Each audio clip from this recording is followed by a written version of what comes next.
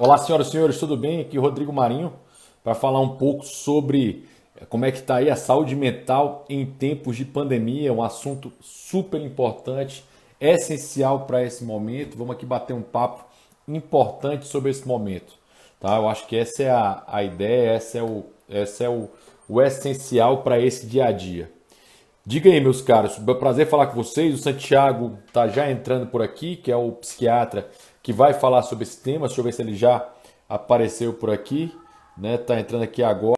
Vou já chamar para falar sobre um assunto importante demais, né? Temos todos os problemas, todas as dificuldades e todos os relacionados a esse tema e como isso é importante. Seja bem-vindo, meu caro amigo, E Dr. aí, José queridão? Maria Santiago, psiquiatra com uma ampla atuação já nesse ramo, um libertário, psiquiatra, que é sempre uma coisa muito legal. E é muito Acho bom que estar aqui com você, meu amigo. temos quem eu, a Camila, temos uns poucos, né? Então, Temos uns poucos. Né?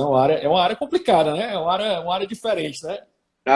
acho que é uma das áreas da medicina que tem mais um viés aí ideológico pro outro lado.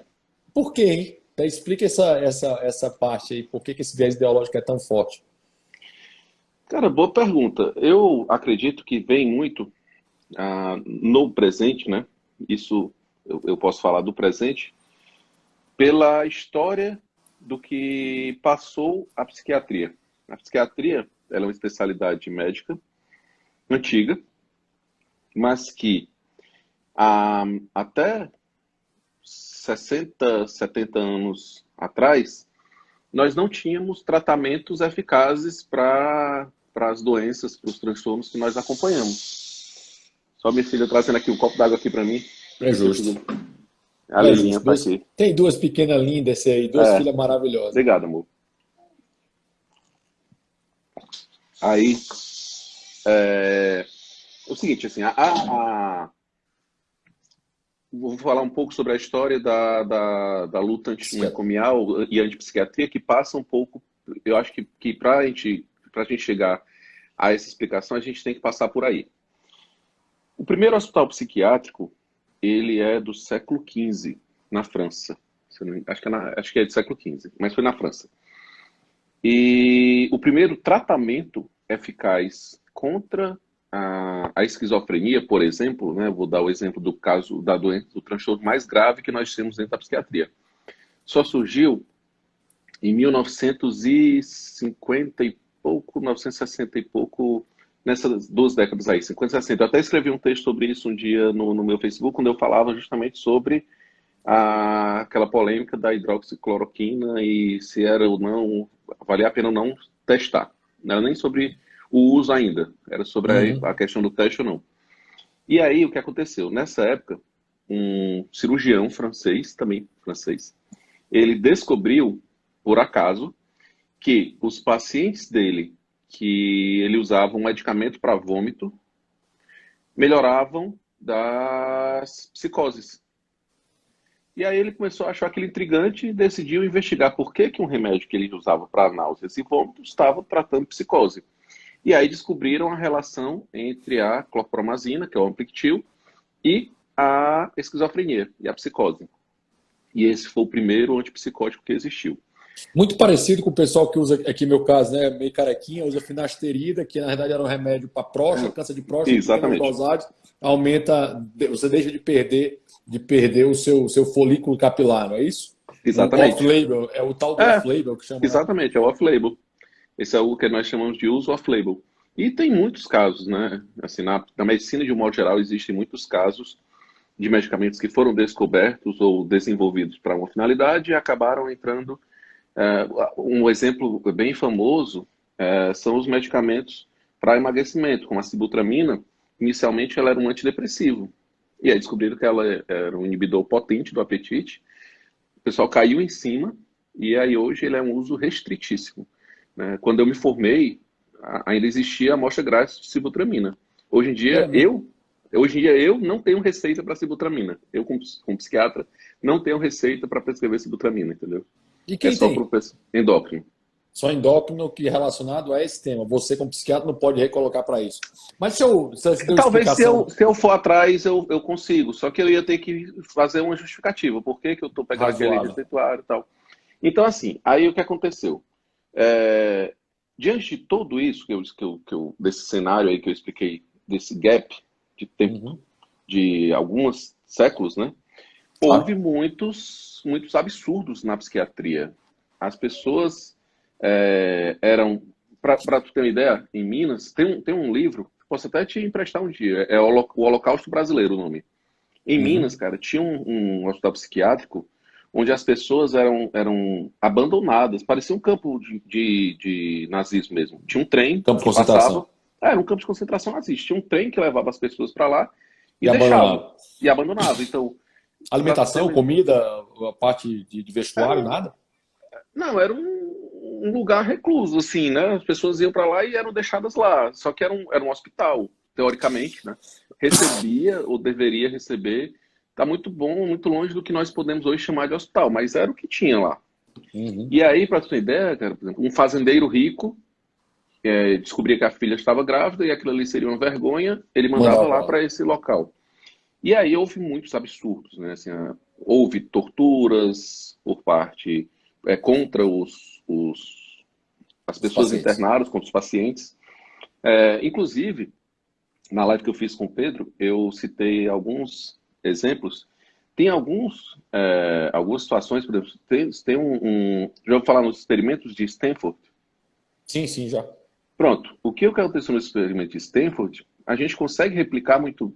Aliás, ele é uma replicação do que aconteceria numa situação dessa, por exemplo, em que Que você é o coloca. que de reações, né? Que vai lá o cara que é sempre machucado, ele vai reagir de determinada forma, não é isso? Não, esse Stanford é que ele pega um, um grupo, divide Hum. aleatoriamente em dois grupos, e um dos grupos vai ser o de prisioneiros e o outro vai ser o de carcereiros.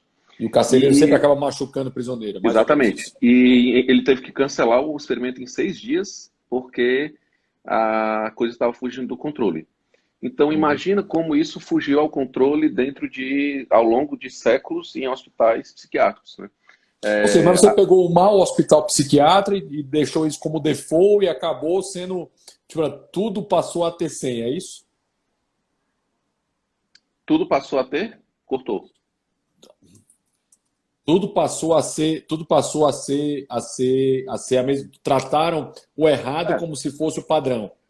inclusive muitas coisas, muitas das taxações que nós recebemos hoje na psiquiatria advêm desse período, né? Um exemplo é a eletroconvulsoterapia, que é um tratamento eficaz, excelente, que tem suas indicações bem definidas, mas que lá atrás ele foi usado para tortura, né? Eles puniam pacientes com eletrochoque.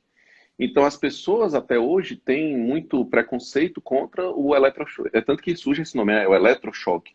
E o nome correto é eletroconvulsoterapia. É um tratamento terapêutico que tem sua indicação muito bem definida. Até na fisioterapia, há pouco tempo eu estava sentindo uma dor no braço e uma das formas que tentaram melhorar isso foi com choque. Entendeu? Mas aí é Caso outro tipo tenha. de choque. Não, eu É, estou só porque dizendo que assim, que é um porque uso que foi tornado mal e tinha um projeto de lei do PT que queria proibir qualquer possibilidade desse tipo de aplicação. cara, para tu ter uma ideia, existe uma questão legal que hospitais públicos que usam a eletroconvulsoterapia, eles recebem uma verba menor do que Ah, os que é? não usam. E aí, pronto, estamos entrando agora por que tem esse viés. Então, durante muito tempo, buscou-se essa coisa da luta social, né? Uhum. O social contra os absurdos que acontecia, contra os manicômios. E a gente sabe que quando entra muito nessa coisa do social, a esquerda gosta de se abraçar com isso e tomar como pauta dela.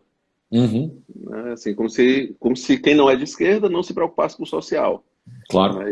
Eles meio que puxam, eles fazem esse jogo aí, de que se for social, é com a esquerda. E acabou que isso atraiu, de fato, muita gente com viés. O que não quer dizer que quem não é de esquerda Uhum. não tenha também a preocupação com o social. Eu, por exemplo, me preocupo muito, luto muito, trabalho muito nesse sentido de tentar melhorar a situação dos meus pacientes de mais carentes e melhorar, trazer dignidade a todos eles, Claro, é mas, o básico. mas tem esse viés aí. Então, acho A que passa por aí. A Letera Bionda comentou aqui que na neurologia tem muito uso de medicamento dessa forma, né? Medicamento off-label, que é exatamente a possibilidade Tem. de você usar um medicamento que era para uma atividade, uma determinada coisa, e acabou servindo para outra. Na verdade, é muito comum É, esse tipo de descoberta, né? muitos medicamentos nossos, eu vou abraçar aqui, principalmente da psiquiatria, né, que foram desenvolvidos, por exemplo, anticonvulsivantes, aliás, aí é o contrário. Muitos pacientes da neurologia, como anticonvulsivantes, descobriu-se seu uso na psiquiatria e alguns, por exemplo, antidepressivos, descobriu-se seu uso para tratamento de enxaqueca. Então, tem muito essa permuta aí entre a Tanto é neuro que e a...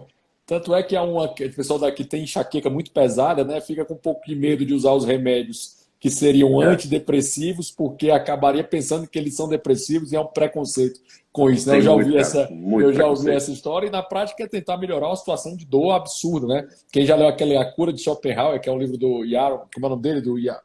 Day Allen, muito bom livro, né? Irving Day Allen, que ele fala sobre como é que o parceiro como era? O Breuer, né?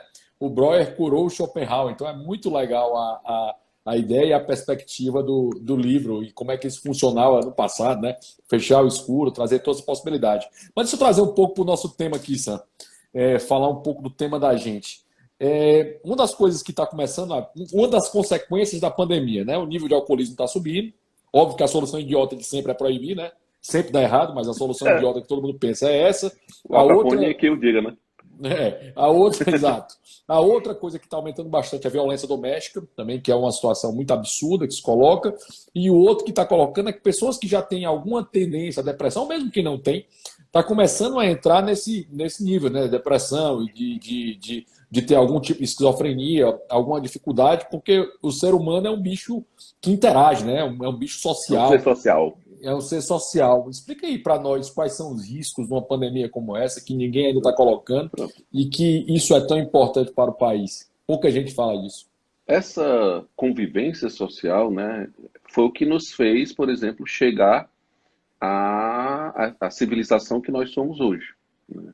O nível de civilização que nós atingimos se deve justamente a essa necessidade do ser humano de coabitar com outros da mesma espécie. E a ansiedade, eu sempre comento muito com meus pacientes, que a ansiedade, ela também é algo que nos faz evoluir, né? O nosso ser primitivo, os nossos seres mais primitivos lá, nos homens lá no Paleolítico, quando eles saíam para caçar, é justamente eles pensando na comida que eles ainda iriam consumir, né? Tanto é que quando houve a evolução aí que a gente entrou no período neolítico, nós nos tornamos, desenvolvemos a pecuária e a agricultura. Por quê? Pela necessidade de garantir que nós teríamos alimentos. Uhum. Isso é uma manifestação, por exemplo, de uma ansiedade saudável, né? A ansiedade saudável me faz buscar o que eu ainda vou precisar. E o problema é que nós nos pusemos numa situação hoje, né? Nós estamos hoje numa situação em que nós estamos, e isso eu culpo muito os nossos governantes pelo modo como eles estão lidando com isso, porque é o que eu tenho ouvido dos meus pacientes que estão piorando. Não é algo que eu estou chutando, não. É algo que eu estou observando na prática. Muitos pacientes que hoje eu observo piora, eles relatam, doutor, eu estou numa situação que a gente abre o jornal, a gente vê notícias ruins e a gente não vê qualquer um dos nossos governantes abrir a boca para nos dar alguma previsão do que vai ser feito. Ontem foi que o nosso governador definiu que iria ter um plano de reabertura aí, mais uma coisa assim. Enquanto Brasília, quarta-feira já abre um shopping center, tá? Só para ter um paralelo de comparação. É. E essa situação em que fomos colocados, ela é ansiogênica, ela é geradora de ansiedade, né? Ela faz com que a pessoa que já tem um certo nível de ansiedade patológico, né, não aquela ansiedade saudável que eu falei, ela, ela descompensa porque ela não consegue ter uma compreensão do que está acontecendo ao redor dela, de como aquilo ali vai se resolver. Então é como se ela estivesse perdendo o controle sobre a vida dela. Além da preocupação, claro, com o adoecimento, né, a preocupação com os parentes que estão distantes. Então, elas também têm a preocupação com o adoecimento dos outros, o adoecimento delas mesmas. Como você mesmo falou, a violência doméstica aumentando, principalmente contra mulheres, Criança. idosos e crianças, né, que são Com as quem não consegue três. se defender, né? A Exatamente, são contento. os três mais vulneráveis aí nesse cenário de violência. Então, há esse aumento de violência, aumenta também o nível de convivência E aí eu faço muito uma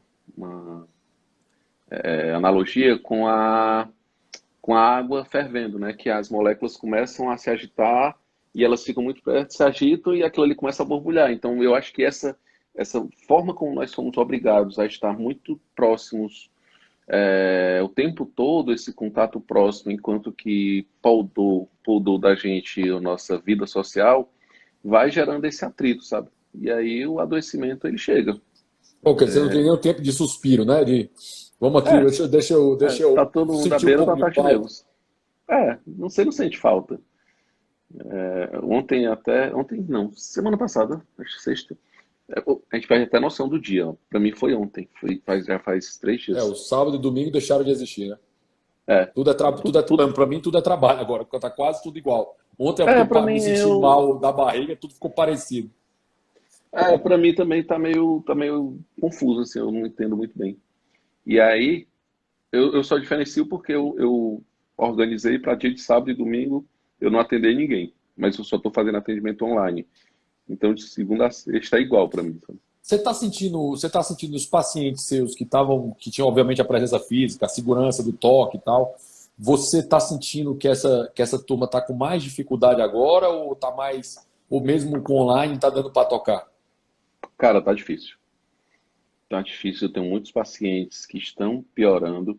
Tu falou sobre o tocar, e eu lembrei do toque transtorno obsessivo compulsivo também, né?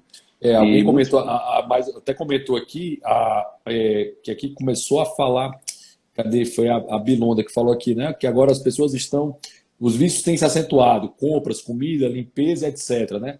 Que é exatamente o que tem que colocar. Também o transtorno obsessivo compulsivo que você ia falar, desculpa É, aí te ter muitos interrompido. pacientes que eu tenho alguns pacientes com toque, principalmente com a compulsão de limpeza, que descompensaram, que vinham bem há 1 ano, 2 anos, e descompensaram nesse período, porque é aquela coisa, além do risco que eles acreditavam existir e que não existia, hoje eles têm um risco real, né? Ou Então, seja, assim, a lavagem de mão deles, que antigamente era um exagero, hoje ela está se tornando necessidade, e eles acham que aquilo está pouco. E tem que fazer exato, ainda com mais força exatamente, até se exato. machucar. Para quem nunca viu, O uma pessoa aviador, com né? toque disso, o aviador lá com o menino, como é o nome dele? De O capro. Leonardo DiCaprio, em que baita papel dele, né? Que ele vai até machucar a mão, achando que a mão não está limpa o suficiente, né? E aquilo eu acho que se aplica a tudo, né? Não é tá lavagem de mão, mas eu acho que o banho também você acaba sendo uma coisa de quase machucar o seu próprio corpo, não é isso? A limpeza dos objetos, a limpeza da casa, né? Por exemplo, eu tenho uma paciente que ela disse que a mãe dela estava lavando a calçada com água sanitária todo dia. Para ver se não pegava Covid na calçada. Exato. Então, assim, se nós pararmos para pensar, então, não faz sentido, né? Você não vai. Não convém que alguém fique tocando a calçada com a mão e bote na boca. Não é algo que eu esperaria que uma pessoa fizesse, né? Uhum. Então, tá tendo um exagero aí nesse período. E Pode assim, Rodrigo, O que é que pode ser pode- feito, Sam? O que é que é assim? O que é que a gente pode. Eu estava vendo aqui a ideia de pirâmide de Maslow, né? Que aqui só para a gente dar uma noção, você falou da presença das pessoas, né? A pirâmide de Maslow, ela vai ter fisiologia, segurança, amor, estima e relação pessoal, né? Fisiologia, respiração, comida, água, sexo, sono, homeostase, secreção. segurança do corpo, do emprego, dos recursos, da moralidade, família, saúde, propriedade, né? Isso vai em ordem, né, pessoal? A pirâmide maior até o topo da pirâmide. Que o menor é o mais básico. Depois, amor, relacionamento, amizade, família, intimidade sexual, estima, né? Autoestima, confiança, conquista, respeito aos outros, respeito dos outros, respeito aos outros. E, por último, a ideia de realização pessoal, moralidade, criatividade, espontaneidade, solução de problemas, ausência, ou pelo menos saber quais são os preconceitos e a aceitação dos fatos. Essa pirâmide, ela está se quebrando, né? Porque você não tem como ter algumas coisas que dependeriam da interação humana para isso. Qual seria, Sam, na tua visão, alguns exercícios ou algumas coisas que as pessoas que estão nos ouvindo, que estão sofrendo disso, eu sei que é um momento complicado, é um momento que quem tem tendência a algum transtorno piora, quem já tem piora ainda mais. Como é que a gente faz? E tem dias, obviamente, que a gente está pior, tem dias que a gente está melhor, né? A gente não é uma mesma pessoa todos os dias, então como é que você, o que é que você sugere aí para a turma que está nos ouvindo? Cara, uma das coisas que eu sempre tento, nós até pincelamos um pouco isso, é aquela coisa de tentar manter uma rotina o mais próximo possível de algo saudável, né? Então, tentar acordar todo dia no mesmo horário, manter algumas tarefas na hora de acordar, porque algumas pessoas não estão podendo trabalhar em home office, né? Então, realmente estão sem trabalhar. Existem pessoas que estão sem trabalhar. A minha esposa, ela é diretora de escola e ela tem recebido muitas ligações de pais que dizem, ó, eu era autônomo, eu tenho uma oficina e eu não estou podendo abrir minha oficina e eu estou numa situação muito difícil com relação ao pagamento da escola, né? Então, assim, uma pessoa dessa, quando a gente... E aí eu até lembro, eu tinha um amigo meu, ele falando que os empresários queriam que a quarentena acabasse para que eles pudessem ficar nas suas casas e os empregados voltassem a trabalhar. Só que eu acho que ele esquece que um cara desse, por exemplo, é um empresário. Um cara que tem uma oficina, ele tem uma empresa ali. Sim, A sem dúvida. empresa é... E a empresa é ele. Então, quando ele quer abrir, ele não quer botar um empregado para trabalhar e ficar em casa. Ele quer ter o direito de ele abrir ali, né? E aí, talvez na cabeça dele, talvez não, ele deixou claro isso. Na cabeça dele, ele preferia estar correndo o risco de adoecer e ter o dinheiro para botar comida na mesa, né? Então, Ou seja, as coisas de valor subjetivo, né? Qual é o valor subjetivo de cada um e como é que se coloca em cada um? Qual o risco que eu estou disposto a correr, né? Sem prejudicar os demais? exatamente. Então, assim, talvez ele, com certeza, ele tinha, se ele pudesse, ele teria um plano de como poder trabalhar sem diminuindo os riscos dele, né? Com a questão de máscaras, evitando contato pessoal e tal, mas ele vê a necessidade dele. Então, assim, pessoas que não estão podendo trabalhar de modo algum, pessoas que estão trabalhando em home office e que não trabalhavam em home office, uma das coisas que eu digo é assim, ó, vamos manter uma rotina, acorda, escova os dentes, troca de roupa, avisa pro teu cérebro que você acordou e que agora você O não dia está vai mais de começar. pijama. O dia vai É, começar, né? Ainda que você vai estudar, ler. Na internet hoje tem um monte de possibilidades para você conseguir se inteirar, mesmo estudar ou ler. Tem um monte de série, de filme, de objetivos que podem te tornar uma pessoa é, melhor a partir disso, né? na primeira semana, eu e a Reila fizemos uma lista de filmes que a gente queria ver. A gente conseguiu ver uns 10 filmes. O André fala, meu primo, tua irmã falou alguma coisa legal aí, que nós até tínhamos comentado, e o meu primo também falou agora coisa do empreendedor. A minha irmã colocou, tentar fazer uma rotina, não mudar os horários de acordar e nem de dormir, buscar fazer exercícios. Isso aí eu tenho mantido, sempre mantido, né? Sempre tive muita Daí facilidade de estabelecer rotina. ela falou também aqui que as crises de ansiedade têm aumentado muito, principalmente por conta desse convívio familiar extremo. É aquilo que a gente falou, né, das pessoas estarem numa entropia a ponto de entrar em ebulição. E o meu primo falou que é justamente que o empreendedor tem medo de perder seus maiores bens, o seu negócio.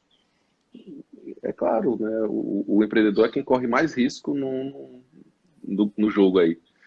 Eu Quem imagino a apostou mais Hília, alto. eu imagino a Hília, que é uma empresária, né? A família toda de empresários e empreendedores, como deve estar difícil parar também agora, nesse Tá? momento, né? Porque é alguém que trabalha no ritmo de atividade que Desde, ela fazia e agora. desde os 13 anos de idade, É cara. porque isso é importante ser dito, né? Não houve uma desaceleração, né? assim, o Isso, negócio saiu de 100 para zero no dia seguinte. Então é um negócio que você não teve tempo de adaptação, não teve exato. tempo de entender, não teve tempo de nada disso, né? A situação foi acontecendo. No meu caso, que estava tô aqui em Brasília, na Direção Novo, era o momento de entender tudo que estava acontecendo e conseguir entregar no trabalho, né? Dizer o que é que a gente pode fazer para melhorar a vida das pessoas nesse momento, né? Ou pelo menos para não atrapalhar, ou atrapalhar menos. O Estado sempre atrapalha, como é que faz para atrapalhar menos? Então, assim, tinha uma corrida e uma loucura absurda nesse primeiro momento, e eu acho que foi todo mundo que disse assim, e agora? Né? Quais são os passos? E o que me dá mais agonia do lado de cá é que assim, o pessoal reclama muito que o cearense não cumpriu o isolamento. Pô, mas não informaram o cearense qual era o combinado com eles? Assim, cearense, eu preciso de você disso, disso e disso. Eu não vi em nenhum momento os líderes que estão na gestão atual dizendo, não, o cearense precisa fazer isso, isso e isso, nós vamos voltar assim, assim, se os cearenses nos ajudarem. Não houve esse momento. Eu não vi É, essa. só vê a ordem, né? De cima para baixo. E assim, na visão de psiquiatra, as pessoas têm facilidade de cumprir ordens sem elas entenderem? Desse modo, não. E aí eu volto a citar o exemplo lá dos experimentos de Stanford. Né? Em 24 horas, eles perderam um dos primeiros sujeitos do estudo por conta da. Ele não estava conseguindo, ele criou um motim e ele entrou em surto. O cara entrou em surto em 48 horas. Então, a primeira pessoa que saiu lá do experimento foi justamente por isso. E eu acho que nós, hoje, esse experimento, se tu puder dar uma lida e ver, tem até um filme, acho que Eu é um já, eu, experimento. eu já li, velho. Só não tô lembrando o detalhe. Eu lembro que era um determinado grupo que ia ser os guarda, o guarda carcerário, e o outro que seria o grupo que seria dos prisioneiros. E um grupo acabou abusando do poder que tinha, Isso. que era um Mas, problema. É muito parecido com o filme depois chamado A Onda, né? isso, exatamente, Discutindo do se nazismo. poderia vir a ter um regime autocrático na Alemanha pós Segunda Guerra Mundial. E fica muito claro que poderia, né? Só você não ter a atenção correta pela defesa da liberdade. Em 1971, Rodrigo, quando estava tendo o julgamento lá de um dos líderes lá do nazismo, um dos generais, aliás, ele não era bem um dos cabeças do partido, não. Eu esqueci o nome dele agora. Até o Pedro lembrou quando eu falei. Teve um outro psicólogo que fez um experimento, que foi o Milgram, que ele colocou na verdade era assim, era um ator de um lado e do Uhum. outro era o sujeito do estudo. Só que o sujeito do estudo não sabia que o outro que estava lá era ator. E o sujeito tinha que exercer o papel ele era o professor. E ele ficava numa sala e o aluno em outra sala. Ele fazia perguntas e cada vez que o aluno errava, ele era obrigado a dar um choque numa máquina que tinha na frente dele e a gradação da máquina ia aumentando a cada pergunta errada. E aí, muitas pessoas começaram a questionar por que eles iam fazer aquilo, e alguns chegavam e diziam assim, olha, eu não quero dar choque nessa pessoa, mas já que você está mandando, eu vou fazer. Você se responsabiliza porque você é o dono do estudo. É você quem está conduzindo o estudo, então eu vou obedecer. E a gente observa que essa coisa de transferir a responsabilidade a outro, muitas vezes acaba acontecendo, né? E aí esse outro pode ser o presidente, pode ser o secretário de saúde, pode ser o ministro da saúde, pode ser o governador, pode ser um ser abstrato, pode ser um ser vivo que nós não vemos, que é um vírus, mas é como se assim, nós estamos fazendo porque é o que precisa fazer, independente das consequências. E aí, abraçado a essa ideia de que pode fazer Isso. qualquer coisa desde que haja a justificativa correta, eles acabam tomando atitudes cada vez mais Mais violentas, né? progressivamente violentas, até chegar ao ponto de você arrancar uma bandeira do carro de uma pessoa e você algemar uma pessoa, atirar numa pessoa porque ela está desobedecendo aquela regra. Tem um filme muito bom, tem um livro muito bom da Hannah Arendt, que é Eichmann em Jerusalém, que basicamente ficou conhecido como a banalidade do mal, em que um funcionário nazista justifica o que estava fazendo aquilo porque ele estava cumprindo ordens, né? Não, o É, cara basicamente é isso. Não, não tá. O decreto aqui obriga todo mundo a ficar em casa. Você está fazendo porque eu cumpro ordens. A escravidão estava aí porque eu cumpro ordens. Alguém disse para mim, quando eu estava criticando o decreto do governador, que eu entendo como completamente constitucional, completamente, é uma excrescência jurídica, o decreto lockdown do governador do estado do Ceará. E eu critico esse decreto e alguém falou para mim, mas se você é contra, basta você discordar. Se você é contra a escravidão, basta você não escravidar. Eu disse, não, amigo, a defesa da liberdade, da vida e da propriedade é proteger esse cara, para que ninguém seja escravidado, que é um direito que não foi dado a ninguém, é inerente ao ser humano. Então, assim, eu me preocupo muito com essa tolerância, né? É uma tolerância. Não, já que tem uma regra, alguém pensou nisso, né? É só um comentário, né? Não houve qualquer pesquisa para dizer se o isolamento social funcionava. Simplesmente fizeram. Aí também fizeram alguma pesquisa para cloroquina, não, mas a cloroquina não. A cloroquina tem que ter uma pesquisa profunda, com blind review, com o caramba toda, mas para o isolamento social, vamos fazer, porque, enfim, tem que ser feito, então vamos fazer. E é engraçado Porque que alguém perguntaram. disse que era assim e esse alguém fugiu de Isso. casa para encontrar com a amante, né? Exatamente, que é o maluco lá O britânico lá. Da Britânica, como é o nome do Instituto Imperial College. E É, o aí Imperial você College. tem, e aí você tem situações absurdas, como essa do cara que foge com a amante para justificar esse negócio. Aí perguntam para a Suécia, né? Mas pô, vocês estão descumprindo a regra? Não, não. A gente está fazendo o que sempre foi feito em períodos como esse. Funcionamos, temos a imunidade de rebanho, como a gente fez na H1N1, como a gente fez no SARS, e continuou o negócio funcionando. Quem está fazendo diferente são vocês, não é a gente, não. A gente está cumprindo o protocolo histórico que sempre foi feito. Né? Limitamos o grupo de risco e tocamos. Né? Engraçado que os suecos estão começando a responder, quando questionados diretamente, isso. Então é interessante a visão do mundo, como isso foi tolerado para uma coisa e completamente intolerante para outra. E o Ceará, que fez um isolamento fortíssimo, tem mais casos. Né? O ex-ministro Osmar Terra falou hoje, discorda de alguns pontos do Osmar Terra, mas ele falou hoje que é mais casos no Ceará do que no sul do estado, no Uruguai, na Argentina. Ou seja, a sul do país, perdão, nos estados do sul do país, Uruguai e na Argentina.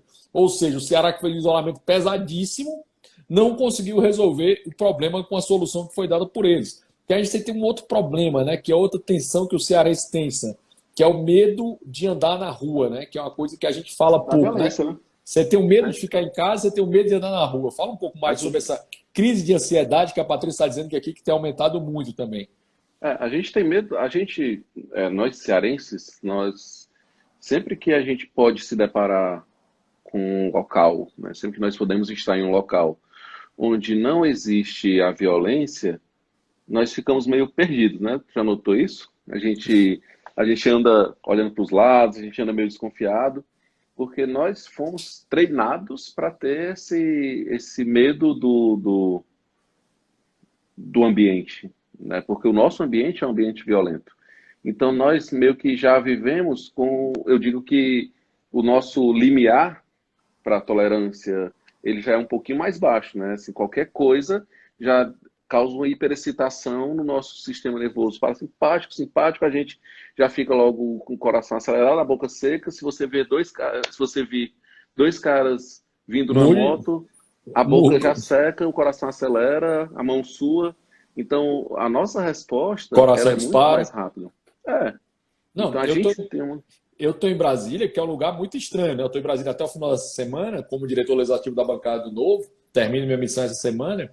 E assim, aqui é absurdamente mais seguro do que o resto do país, né? Então, assim, não é só de Fortaleza, mas assim, em relação a Fortaleza, é assim, pode andar na rua despreocupado. Eu estava num restaurante antes da pandemia, eu estava com dois amigos, né? A Loi estava tendo aula, fui comer um sushi com dois amigos lá, um casal de amigos, e eu estava de costas para a rua. Tipo assim, a calçada estava aqui, não tinha nada protegendo, eu estava de costas para a rua.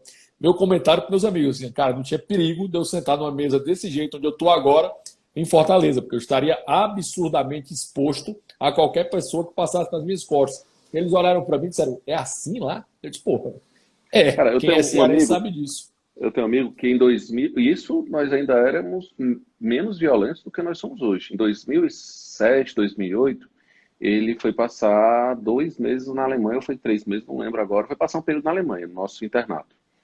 E ele contou uma história quando ele voltou, que um dia saiu com uns amigos dele alemães, e era ele e dois alemães, que ele disse. E aí os caras, ele disse que eles dois moravam numa república, assim, perto do restaurante onde ele estava, e ele morava numa república que era do outro lado de um parque, esses parques que a gente vê que vê em filmes, nos parques urbanos. Uhum. E ele tinha que passar por dentro do parque ou dar a volta no parque. Só que passar por dentro era bem mais perto, né? A distância entre 2 pontos é uma reta. E Uhum. aí ele olhou para os 2 amigos dele, que eram de lá, e disse assim: é perigoso eu passar por aqui por dentro? E aí eles olharam para ele e disseram assim: mas tu tem medo de alma? Aí ele disse, de medo de espírito? Aí ele, Não, tô não, difícil. por quê? Aí ele, e do que você está com medo? Para ele, eles não entendiam o porquê dele estar com medo. Entendeu? Então, assim, na cabeça dele, ele teve que explicar por que ele estava com medo de passar por ali, que era a violência. Algo que era mais justificável para eles, a pessoa ter medo de espírito do que ter medo de atravessar um parque à noite. Cara, isso é muito legal. Assim, aconteceu comigo uma vez, não é relacionado até, mas relacionado à ideia de segurança jurídica, né? Tem um pouco a ver também com a lógica de sociedade de confiança, tão bem falado pelo Alain Perfeit, né? Que é um autor muito bom. Os franceses, quando são liberais, costumam ser muito bons. E esse ele traz uma perspectiva bem interessante. Que eu estava na Alemanha, a primeira vez que eu fui na Alemanha, 2010. Aí eu estava na Alemanha em 2010, coincidência, uma sorte da vida, eu estava sendo apresentado em Berlim por uma colega acadêmica, colega do direito na Alemanha, né? E ela estava passeando com a gente na cidade, tudo. E eu parei assim, e ela mostrando, né, Berlim Oriental, o Muro de Berlim. Pô, uma oportunidade incrível de ser apresentado Berlim por alguém que nasceu na cidade. E a gente estava na cidade, que é espetacular. E aí eu estava no metrô, em Berlim. Pô, e ela começou a reclamar porque o metrô estava atrasado, tipo, 10 segundos, né? Aí eu, pô, tipo assim, ela tava pé da vida que o metrô atrasou 10 segundos. Aí primeiro eu estranhei, né? Mas assim, vai, tudo bem. Metrô, mas pelo menos no Brasil também não é tão longe o metrô, né? Em alguns estados, São Paulo, por exemplo, tem a ter um metrô mais pontual. Mas ela começou a falar porque lá na Alemanha não tem catraca, né? Você entra no metrô e não tem catraca, tá aberto. Você entrou, não tem como tem na Itália, certo? Ou na Espanha, que você vai passar por uma catraca para entrar. Não. Na Alemanha, na Suíça, mesmo na República Tcheca, você não tem catraca. Aí você chega e eu perguntei para ela, eu disse, mas, ô fulana, e a turma paga isso aqui? Ela olhou para mim como quem disse assim, tipo a coisa do teu amigo lá da violência. É Tipo assim, óbvio, né? ô caloteiro, por que não pagariam? Entendeu? Mas é a coisa da tal da sociedade de confiança, né? Você tem uma sociedade que tem segurança jurídica, que tem segurança pessoal, que você não sabe se os contratos vão ser cumpridos, né? E você acaba tendo uma série de decorrências em relação a isso, de achar que você está todo o tempo para ser passado a perna. Eu acho que isso deve gerar uma baita insegurança nas pessoas. Cara, isso é fator de ansiedade, né?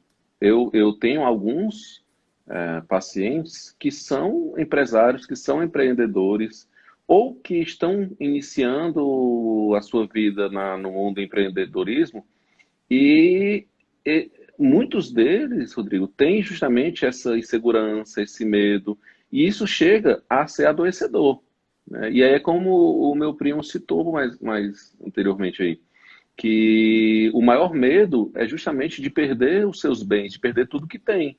E nós estamos passando por esse momento aí em que esse medo ele é real, né? O medo de perder tudo que tem, o medo de ficar desempregado, o medo de tudo que você investiu não conseguir recuperar, né? Por exemplo, eu tenho uma paciente que ela fez uma entrevista de emprego numa loja que ia inaugurar um dia antes que foi decretado lá foi 18 de março, né? Uhum. Ia inaugurar um dia antes. E aí o patrão, sabendo que aquilo iria acontecer, ele não abriu.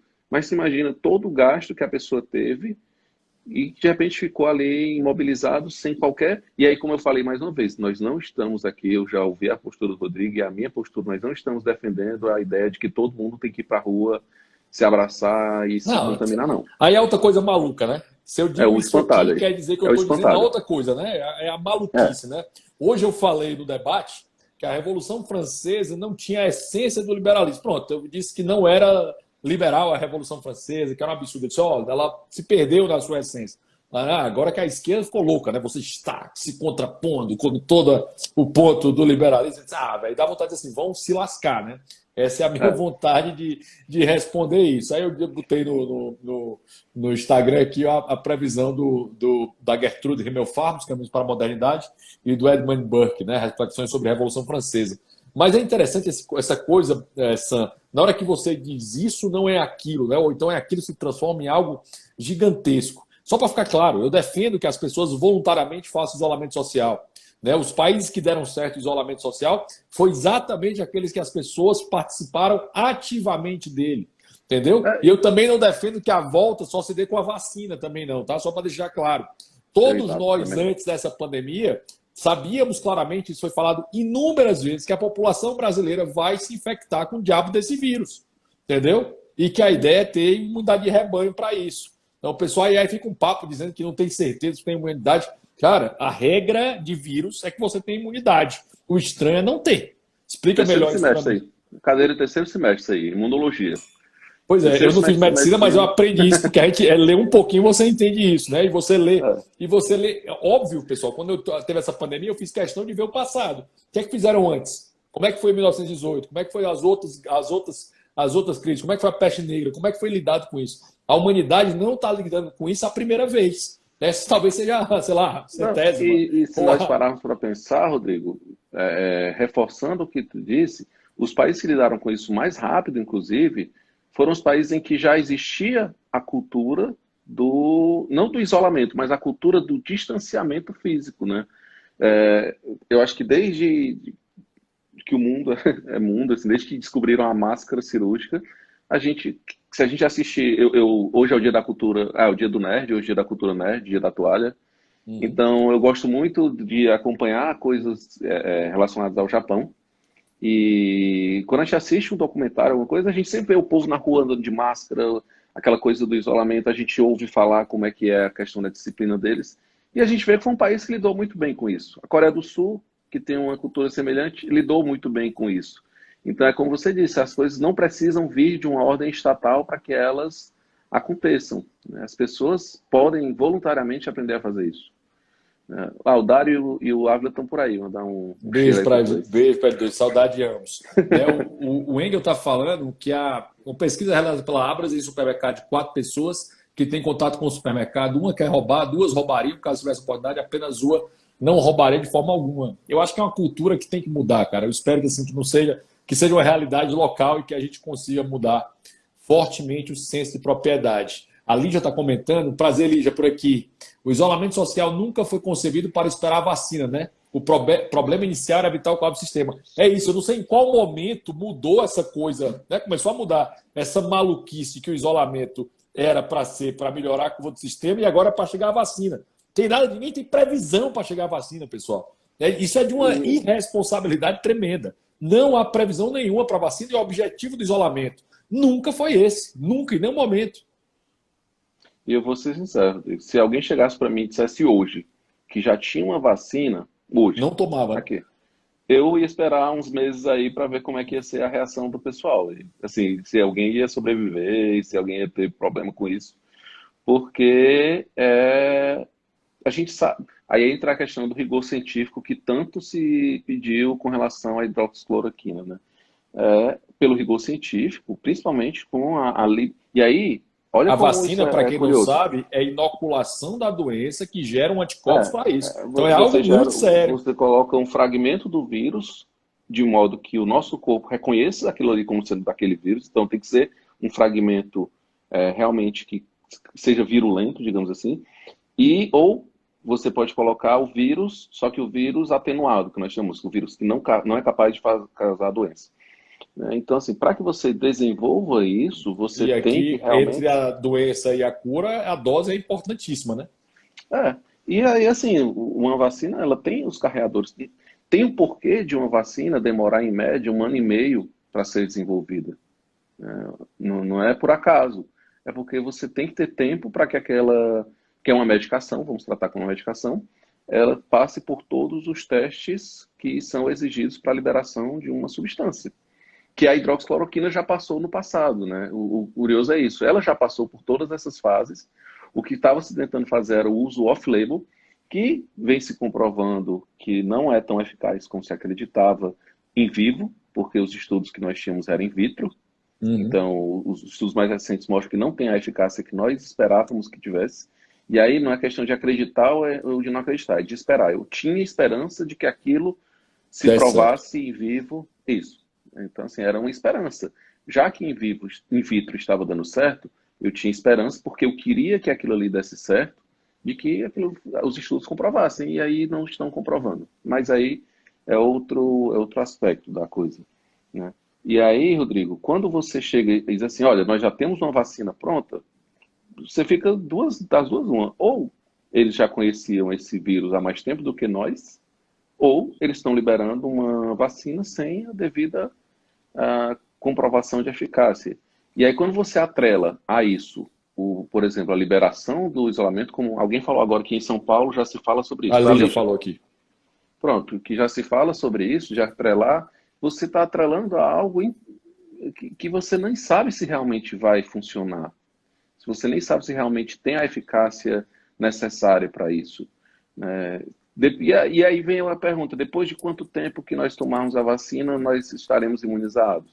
Então vamos esperar mais tempo, que é o tempo de latência lá para o nosso organismo desenvolver os anticorpos necessários. Então é muito perigoso você pegar uma sociedade, jogá-la dentro de um isolamento, sem qualquer planejamento de como isso vai acabar, de quando isso vai acabar. E essa pergunta, Rodrigo, é uma pergunta que eu fiz para muitas pessoas, inclusive para as minhas. Eu estou convivendo hoje, somos 8 pessoas aqui dentro de casa, que nós viemos para o Cumbuco. Então tá eu, a Rília, minhas 2 filhas, o meu cunhado com a esposa e meu sogro e minha sogra. Nós 8 viemos para Tá cá, animado aí, hein? tá, é o Big Brother. Nós viemos para cá há mais de um mês, então tá com mais de um mês que eu não vou a Fortaleza. E aí, cara, foi mais ou menos no começo de abril que eu vim aqui. Vixe, 2 meses. Já estamos terminando maio, né? Então, quase 2 meses que eu tô aqui. E aí, eu perguntei para todos eles. Eu dizia assim, eu disse, vem cá, o Rodrigo, o que que você acredita que é necessário para acabar o isolamento? Porque eu queria ter a ideia do que as pessoas, de qual era a ideia que as pessoas tinham. Porque justamente como você falou, os nossos governantes, o governador e o prefeito, quando eles decidiram adotar o isolamento e posteriormente o lockdown, eles não chegaram e disseram assim, olha, isso aqui vai começar aqui e vai terminar, os critérios para o final serão esse. Eles não deram critério para Ninguém que fez isso em aquilo... nenhum momento. Isso é que eu venho cobrando desde o começo, entendeu? Eu encho o saco e a pessoa diz: você é contra o homem? Não, eu sou contra não ter gestão nenhuma. Eu sou contra aquela lógica que o Peter Drucker fala muito bem, que é quem não mede não faz gestão. Esse é o ponto central que em nenhum momento foi feito. E aí você não tem Até um... métrica de leito, não tem métrica de respirador, não tem métrica de base de medicamento, não tem métrica nenhuma, na realidade. Eu até Até escrevi agora no um... Twitter, Sam, aqui, ó. O isolamento social nunca teve a ver com a chegada da vacina. Sempre foi necessário para evitar que as pessoas ficassem doentes ao mesmo tempo e o sistema de saúde entrasse em colapso. Não vamos permitir que essa narrativa prospere. Até um racha da gente tem mais regra, né? A gente sabe que acaba com 10 minutos ou 2 gols. Exato. Então, assim, até uma pelada, para quem não sabe o que é racha, aqui no Ceará nós chamamos de racha, é bem uma pelada, a baba lá na Bahia. A gente tem uma regra de quando vai começar e quando vai acabar aquilo ali, né? Começa agora, termina nesse ponto. E nós estamos navegando num mar que nós não sabemos onde é a margem dele, onde é que nós vamos atracar esse navio, né? E, e é isso que eu acho que faltou até mesmo para a saúde mental das pessoas, sabe? Porque, vou dar um exemplo, A indefinição gera ansiedade, né? exato, Eu não eu vou dar um saber o exemplo, que vou ter para fazer. eu vou dar um exemplo pessoal meu.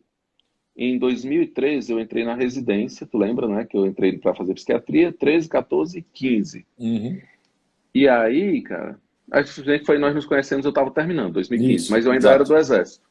Eu ainda era do Exército.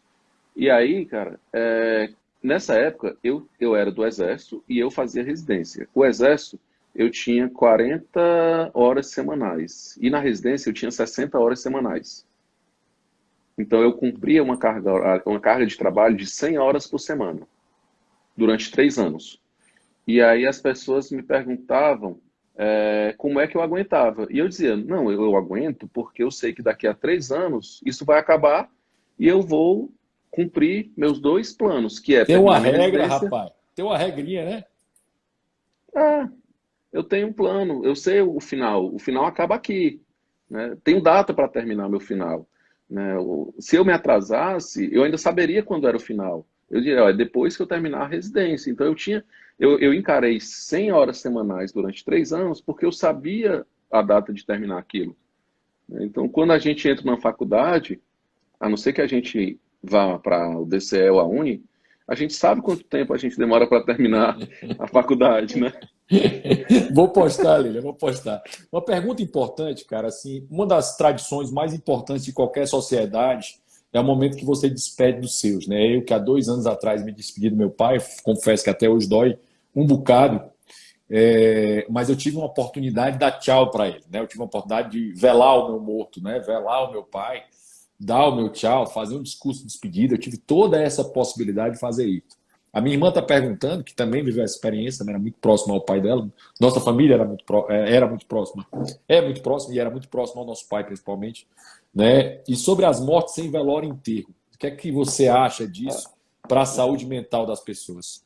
O processo de enlutamento, o luto, ele passa por várias etapas, né? Quem já estudou o luto sabe que ele é dividido em etapas.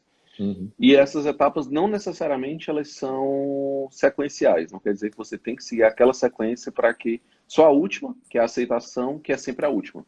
Mas você passa por períodos de negação, barganha, raiva, e até chegar, depressão, até chegar no período de aceitação. E aí, cara, a partir do momento em que você tira da pessoa a capacidade de iniciar, a capacidade não, a possibilidade de iniciar o processo de enlutamento dela, você está interferindo drasticamente numa cadeia que é adoecedora. Existe uma coisa, uma definição psicopatológica chamada luto patológico, né? O luto, por si só, ele não é uma doença, mas o luto patológico, ele é um transtorno que advém de um luto que não foi adequadamente vivido. Vivido, né? Então, o luto ele precisa ser vivido plenamente. A partir do momento em que eu proíbo qualquer tipo de cerimônia, de qualquer tipo de tradição, porque isso envolve a questão cultural, tradição, né? Para o velamento do corpo, para a despedida daquela pessoa, daquele ente. E aí o que me deixa mais curioso, assim, poxa, até mesmo quando a gente fala de tragédias, de catástrofes, que as pessoas ficam desfiguradas e tal, você tem um velório de corpo, de caixão fechado, mas tem, sabe? Você consegue fazer algo. Será possível que a gente não conseguiria dar a essas pessoas pelo menos essa possibilidade, essa oportunidade de uma despedida? Então, isso me preocupa muito. Inclusive, Rodrigo, tem um dado que é foi até uma reportagem que eu vi, que existe uma estima de que vai haver, inclusive o termo usado é justamente esse, um tsunami de transtornos mentais posterior à pandemia. E aí isso vem do Isso quê? aconteceu em várias pandemias ao Exato. longo da história, viu? Tanto o alcoolismo piorou bastante, como a coisa de não curar dores que aconteceram durante a pandemia, porque não teve, como a Patrícia está dizendo assim, o símbolo, né? A ideia de ver a pessoa partir, né? Que é muito difícil. Exatamente.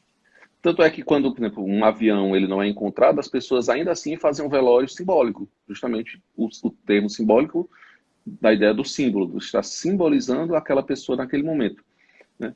E aí, Rodrigo, E essa ideia, essa é questão da interessante que tsunami, você vê aquela história até de outras culturas, né? Aquela dancinha lá do pessoal do velório, né? Aquilo é uma cultura, aquilo é o momento de se ir embora, né? Cada país, uma das coisas mais importantes de entender a civilização é entender como ela se despede, né? Um país e pessoas se despedem dos seus mortos. Esse é um ponto importante. Nós temos a nossa característica dos mortos. Nós normalmente velamos os mortos por um dia, ou pelo menos de um dia para o outro, depois temos o enterro, né? Um momento que a minha amiga Sara Carneiro fala tão bem, que é a taunatologia, né? A ideia do estudo da morte, né? De entender como é, essa morte acontece. ó, por exemplo, hoje com essa ideia do lockdown, muitos pacientes não estão procurando ajuda. Muitos pacientes abandonaram seus tratamentos por conta disso. Em São Paulo, teve uma pesquisa, acho que é na Tanatologia, USP, desculpa. tanatologia, que eles viram a redução de 43% de redução nos atendimentos ambulatoriais e aumento de 40 e poucos por cento nos atendimentos de emergência. Então, essa redução nos atendimentos ambulatoriais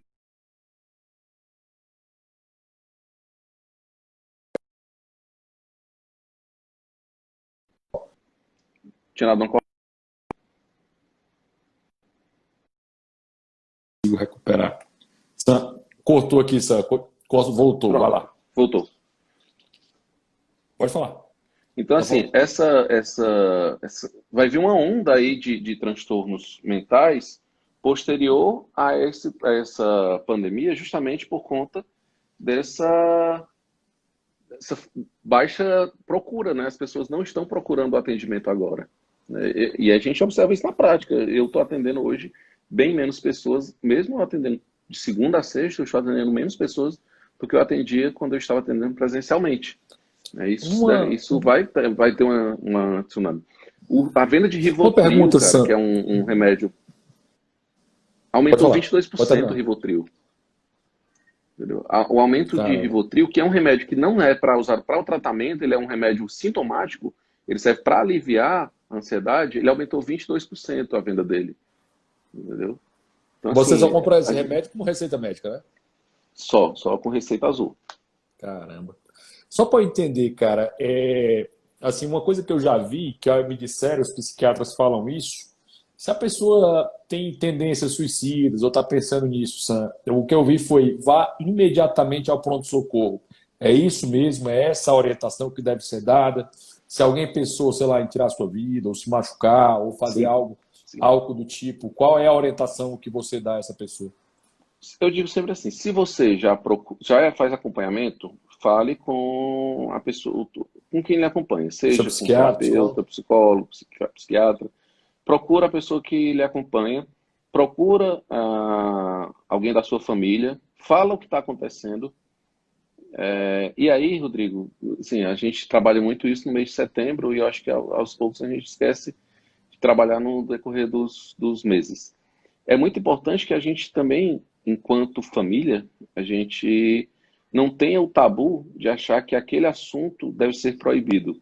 E eu digo muito isso Aquele para assunto você os... está falando do suicídio, só para ser claro. Exato, é. Eu digo isso muito para os principalmente para os acompanhantes.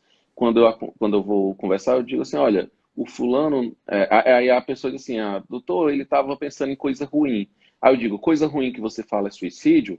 Aí a pessoa, eu digo, pois fale suicídio. Digo ele, olha, se você está pensando em suicídio, procure ajuda, mas não cria um tabu em cima disso, não cria um estigma em cima disso, né? Porque quando você cria o tabu, você cria o estigma, você já criou uma barreira que a pessoa tem que transpor quando ela for buscar ajuda, que é o da coisa ruim. Não é o suicídio, é a coisa ruim.